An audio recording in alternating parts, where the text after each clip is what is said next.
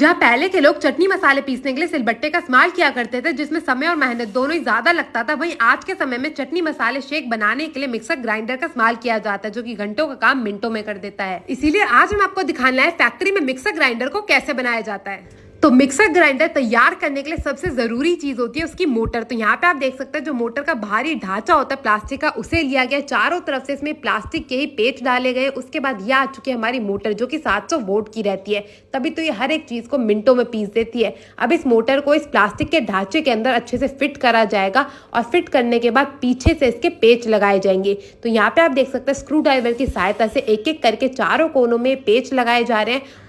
और अब बारी आती है वायरिंग की। तो मैं आपको बता दूं, सबसे पहले इसमें जो ऑन ऑफ वाला स्विच होता है ना, उससे एक एक करके सारी पॉजिटिव और नेगेटिव वायरिंग करी जाती है। तो यहाँ पे आप देख सकते हैं तीनों वायरिंग कर दी गई है और ये जो ऑन ऑफ वाला स्विच है उसको भी लगा दिया गया है। उसके बाद ये पावर रॉड ली जाती है, इसको भी दूसरे कोने में लगा दिया जाता है। अब इसकी वायरिंग जो हमारे ऑन ऑफ वाले स्विच था ना, उससे कर दी जाएगी और एक वायरिंग करी जाएगी इसका जो ये पीछे ढक्कन होता है ना, उससे। तो यहाँ पे आप देख सकते हैं पीछे का ढक्कन भी आ चुका है। बारी आती है इसको फिट करने की। तो इसको भी स्क्रू ड्राइवर की सहायता से इसके भी चारों कोनों में पेच लगा के अच्छे से इसको फिट कर दिया जाएगा।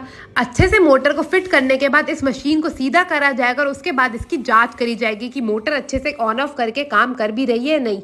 और मोटर की जांच करने के बाद ऊपर से चक्री लगाई जाएगी। अब चक्री की भी जांच करी जाएगी कि वो अच्छे से घूम भी रही है या नहीं। अब मिक्सर ग्राइंडर की मोटर तो तैयार है, उसके बाद सबसे जरूरी चीज होती है उसकी जार। तो जार बनाने के लिए यहाँ पे आप देख सकते हैं पेच लिया गया, उसमें छोटी सी लोहे की रॉड लगाई जाएगी। उसके बाद स्टील की रॉड लगा के इसे तैयार कर लिया जाएगा। उसके बाद ये रबड़ लिया जाता है जिसमें छेद हुआ होता है, उसके अंदर इसे फिट करा जाएगा। फिर एक प्लास्टिक का ढांचा लिया जाएगा, उसके अंदर ये 2 रबड़ लगाए जाएंगे और यहाँ पे आप देख सकते हैं हमारे जार का जो निचला हिस्सा होता है वो बनके तैयार है। अब इसके ऊपर अच्छे से जार को फिट करा जाएगा। अंदर से जो है इसमें एक गोल आकार का प्लास्टिक लगाया जाता है, इसको अच्छे से कस दिया जाता है ताकि जो जार और नीचे का प्लास्टिक का हिस्सा है ना, वो आपस में अच्छे से जुड़ सके। और अब बारी आती है जार के अंदर ब्लेड लगाने की। तो एक एक करके ब्लेड के भी सारे हिस्सों को आपस में जोड़ा जाएगा। मैं आपको बता दूं, जो ब्लेड होता है ना, उसका ही सारा काम होता है। यही तो हमारी सारी चीजों को पीसता है, चटनी बनाता है, मसाले पीसता है और यहाँ तक कि शेक भी यही तैयार करता है।